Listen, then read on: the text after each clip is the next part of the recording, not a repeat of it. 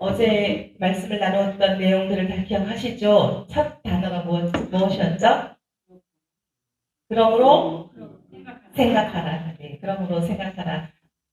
어제 하루 중 생각을 많이 해보셨는지요? 네. 우리는 항상 매일마다 생각하며 살아야 됩니다. 우리가 그리스도 밖에 있었던 삶들을 기억하면서 하나님이 우리에게 어떻게 구원하여 주셨는지, 어떻게 이곳까지 인도하여 주셨는지 그 신비를 우리가 날마다 느끼며 살아간다면 항상 기쁨과 감사, 온몸에 전율이 느껴지는 그런 삶을 살아갈 수 있을 것이라고 저는 믿습니다. 아멘. 바울은 예수 그리스도의 십자가 희생으로 언약에 대해서 우리에게 외인이었던 이방인과 선민 이스라엘 사이의 장벽을 허물어뜨렸습니다. 장벽이 철폐되었습니다. 그리스도 안에서 유대인과 이방인이 유기적 연합체를 이루고 한 세 사람이 우주적 교회가 세워졌음을 탄생되었음을 선포하였습니다. 바울은 이방인들도 복음으로 말미암아 예수 안에서 하나님의 자녀가 된 사실을 전하여 주고 이방인에게 복음을 전한 까닭에 자신은 갇힌 자 되었다고 1절에 기록하고 있습니다.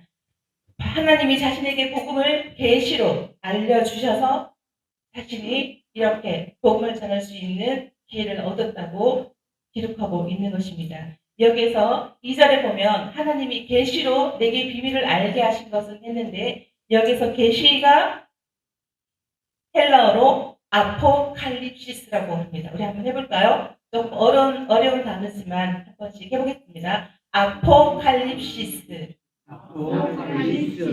네, 아포칼립시스라는 단어는 베일을 벗기다, 숨은 것이 드러나다 그러한 뜻을 가지고 있습니다. 그 옆에 있는 비밀이라는 것은 영어로는 시크릿인데 헬라어로는 미스테리온. 우리가 미스테리온에 대한 비슷한 단어 들어본 적이 있죠. 네, 이 미스테리온은 감추어진 것입니다. 감추어진 것을 밝히 드러내어 주셨다는 것입니다. 바울에게 그것을 드러내 주셨기 때문에 복음을 전하는 사도로, 이방인을 향한 사도로 사용되어는 부름받은 그 증거가 되었다는 것입니다. 그리스도의 비밀은 그리스도의 말미암아 유대인과 이방인의 구별이 없어져 복음을 믿는 믿음 안에서 하나가 되는 것을 가리킵니다.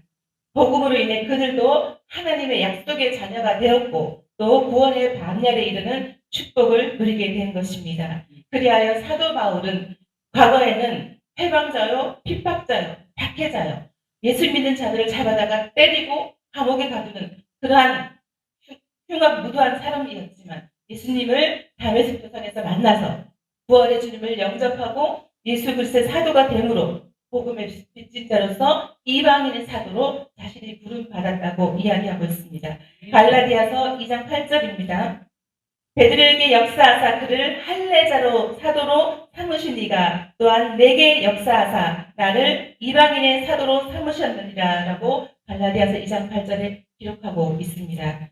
그리고 바울의 노력과 여러 복음 전파자들의 복음 전파를 통해 오늘날 이방인이었던 우리 역시 복음이 전하는 놀라운 축복을 받아 누리게 된 것입니다. 아멘. 이방인이었던 우리들이 복음을 누리게 된 주님의 놀라운 축복을 오늘 말씀을 통해서 함께 나누어 보도록 하겠습니다. 우리가 복음을 받게 되므로 우리는 하나님의 후사가 되었습니다. 후사는 곧 무엇일까요? 하나님 나라의 것을 상속받는 상속 자녀가 되었다는 것입니다. 이 얼마나 놀라운 축복이고 큰 신비입니까? 이 말씀이 어디에 기록되어 있냐면 로마서 8장 17절에 기록되어 있습니다.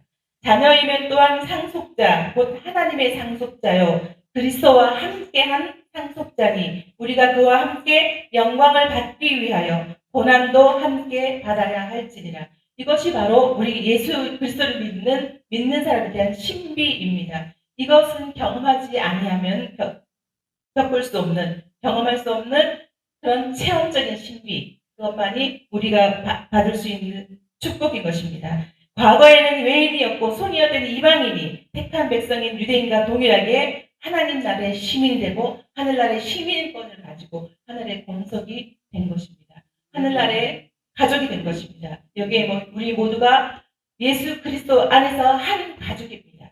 혈육으로 모인 것이 아니라 예수 그리스도 안에서 한 가족, 혈육보다 더 진한 가족이 될 수도 있는 것입니다. 아멘. 성도 여러분, 바로 여러분이 이 놀라운 축복의 자리에 참여한 자들임을 믿습니까? 아멘. 그러므로 이제 하나님의 후사가 된 우리들은 영생의 소망과 은혜를 입었으니 이 복음을 위해서 후사로서의 사명을 잘 감당할 책임이 있는 것입니다. 이러한 삶을 살아가기 위해서는 자기 자신을 부인하고 희생하는 삶을 살아낼 수 있어야 합니다. 하나님의 나라의 영광을 위해서 참 신실한 믿음을 살아가는 참된 후사가 되시기를 축복합니다. 아멘. 또한 우리는 예수 그리스도 안에서 하나의 지체가 되었습니다. 하나님의 택함을 받은 우리, 여러분은 하나님의 택함을 받은 사람입니다. 아멘. 전에는 그리스도 밖에 있었던 이방인이었지만 이제 복음으로 인해서 그리스도의 몸을 이루는 각 지체들이 되었던 것입니다. 고린도전서 12장 27절입니다. 너희는 그리스도의 몸이요 각 지체의 한 부분이라고 말씀하고 있습니다.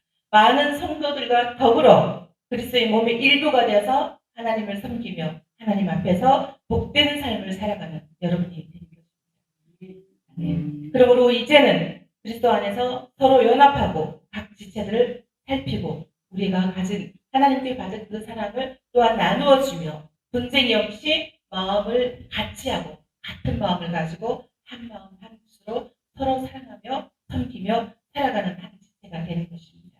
이것이 큰 축복입니다. 이것이 놀라운 축복인 것입니다. 아멘.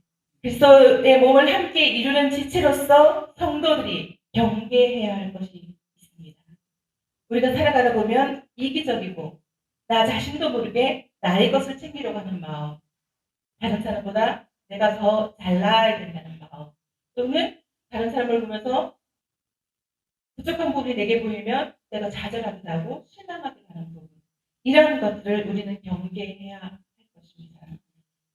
우리가 그러한 것을 위해서 하나님의 성결하고 깨끗한 주님의 몸을 더럽히지 않기 위해서 그리스도 밖에서 행했던 과거의 옛 습관, 육신적인 일, 이방인이었던 때의 삶을 벗어버려야 할 것입니다. 그러하기 위해서는 성령을 쫓아 살아가야 할 것입니다. 성령이 없이는 그 어떤 것도 이룰 수 없는 것이 우리의 삶인 것입니다. 골로새서 3장 5절입니다. 그러므로 땅에 있는 지체를 죽이라. 곧 음란과 부정과 사욕과 악한 정욕과 탐심이니 탐심은 우상 숭배이니라. 아멘. 성령을 쫓아 살아갈 때 그리스도의 몸을 이루는 지체로서 그리스도와 함께 영원한 생명과 영광의 나라에 이르게 된 것입니다. 우리는 또한 복음의 일꾼으로 부름받았습니다. 바울만 부름받은 것이 아니라 여기 있는 여러분 또한 복음의 일꾼으로 부름받았습니다. 아멘. 약속의 언약들에 대해서 외인이었고 손이었고 하나님 밖에 있었던 우리가, 소망이 없던 우리가 이제는 구원의 복된 소식을 복음으로 인해서 오히려 그 약속들을 선포하고 소망을 주는 사람이 된 것입니다. 하나님의 일꾼이 되는 축복을 받은 여러분은 누군가에게 소망을 주고 위로를 주고 격려를 주고 세워줄 수 있는, 누군가의 손과 발이 되어줄 수 있는 능력 있는 일꾼이 된 것입니다. 아멘. 이것이 큰 은혜이고 능력인 것입니다. 그 모래와 같이 많은 사람들 중에 선택받았다는 것, 하나님의 일꾼으로 택함받았다는 것은 만민에게 구원의 기쁜 소식을 전하는 하나님의 대사로 여러분들은 부름받았습니다. 축복합니다. 네. 그러므로 우리는 하나님의 전도자로 택함받은 우리가 세상의 핍박과 조롱 속에서도 복음 증거자로서의 임무를 온전히 감당할 때 하나님께서는 우리에게 생명의 면류관을 선물로 주신다고 약속하셨습니다. 계시록 2장 10절입니다. 너는 장차 고난을 두려워하지 말라. 볼지어다 마귀가 장차 너희 가운데서 몇 사람을 옥에 던져 시험을 받게 하리니 너희가 10일 동안 환난을 받으리라. 네가 죽도록 충성하라. 그리하면 생명의 면류관을 받으리라. 아멘. 우리는 먼저 하나님의 나라의 의를 위하여 복음의 일꾼으로서 사명을 충성스럽게 작은 일에서부터 감당하다 보면 하나님이 어느새 우리를 세워주시고 능력 있는 자로, 그 누구도 부럽지 않는 능력 있는 자로, 소망 있는 자로, 누군가의 소망이 되고 세워줄 수 있는 빛을 바르는 자로 세워져 있을 것입니다. 아멘. 하나님의 귀한 후사로 그리스도의 지체로 복음의 증거하는 일꾼이 되는 축복을 누리는 여러분, 그 축복을 누리는 우리가 과거에 본질상 진노의 자녀였던 것, 이방인이었던 것 잊지 말라는 바울 사도의 권면입니다. 에베소서 2장 11절의 말씀 오늘 다시 한번 이야기합니다. 그러므로 생각하라. 우리가 과거의 일, 본질상 진노의 자녀였던 일, 이방인이었던 것을 생각하지 못한다면 우리는 방종하고 나태해질 수밖에 없습니다. 그래서 우리를 하나님의 지체로, 하나님의 상속자로, 후사로 불러주신 은혜가 얼마나 큰지 우리가 감사하며 살아갈 수 있는 것입니다.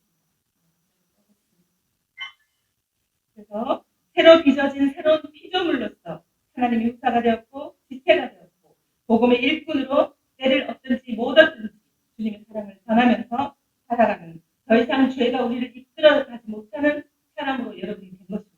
우리가 그리스도 밖에 있을 때는 죄가 우리를 끌고 갔지만 이제는 하나님 안에 있기 때문에 죄가 더 이상 우리를 이끌어가지 못하는 사람으로 되었습니다. 우리 그 자체가 신분이 바뀌었다는 증거가 된 것입니다. 네.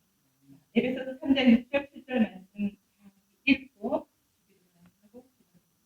6절 7절입니다. 이는 이방인들의 복음으로 말미암아 그리스도 예수 안에서 함께 상속자가 되고 함께 지체가 되고 함께 약속의 참여한 자가 되리라. 이 복음을 위하여 그의 능력이 역사하시는 대로 내게 주신 하나님의 은혜의 선물을 따라 내가 일꾼이 되었노라. 아멘.